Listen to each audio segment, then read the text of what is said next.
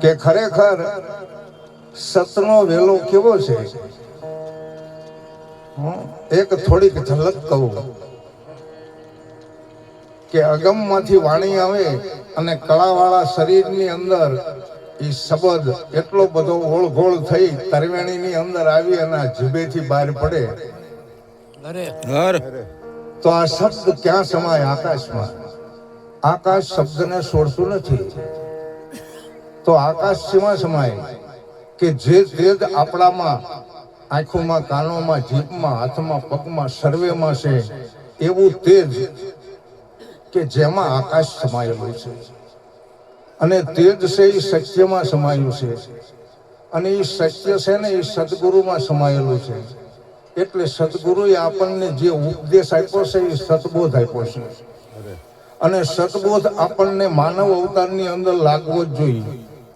અને માનવ અવતારની અંદર સતબોધ લાગ્યા પછી આપણા દિલ દરિયાની અંદર જ્યારે સુરતા બોલતી થશે, સાંભળતી થશે, દેખતી થશે. જો આ સુરતાને આંખું નથી, કાન નથી, જીભ નથી, પણ સદગુરુ મળે ને એટલે સુહાગણ બની જાય. તો આજે આ બધા સુહાગી સંતો જતી સતી બિરાજમાન છે, જેમની સુરતાઓ સુહાગણ છે, વેરાગણ નથી કે વિજોગણે નથી.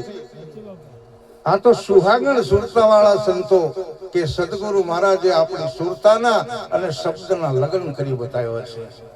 ત્યારે આપણે ભક્તિ કરી શકીએ. મોટા હાસ્ય કલાકારો હોય કે લોક સાહિત્ય કલાકારો હોય ને તો એક જણો ભજન બોલતો હજુ 2-5 દી થયા કે ખારા સમુદ્રમાં શીપ પસંદે ભાઈ ભાઈના મોતી ઈરે મોતીને કોઈ ગોતી લાવે. મેં કીધી મોતી નથી ગોતવાનું મારા વીરા. તો ખરેખર આપણને સદગુરુ મળ્યા હોય તો દિલ દરિયાની અંદર મોતી સેકે નહીં. વિચાર કરજો. આપણે ઘણી કાપાપણાનો ત્યાગ કરવો નથી. બરાબર, શરીર આપણું છે, શરીરમાં બધું છે જ. ભલે હાડકા, માંસ અને ચામડાનું બનેલું છે, પણ અત્યારે તમે જોરદાર કળાવાળું શરીર જુઓ કે ક્યાંથી શબ્દ આવે છે ને ક્યાં સમાય છે.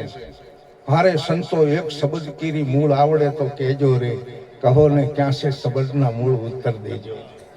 એ શબ્દનું મૂળ સત્યમાં છે અને એ સત્ય અગમ દેશ છે અને સદગુરુનો એવો અહીંયા દેશ છે. અને એ દેશમાંથી વાણી આવે છે. પછી અહીંયા પુસ્તક પહોંચી પાણી ભરે અને આપણી કળાવાળા શરીરની અંદર જો આપણે જમસેમ પાકવાન હશું, સદગુરુના બાળક બનેલા હશું તો અહીંયા ખાણ્યું ને ખાણ્યું ભર્યું છે.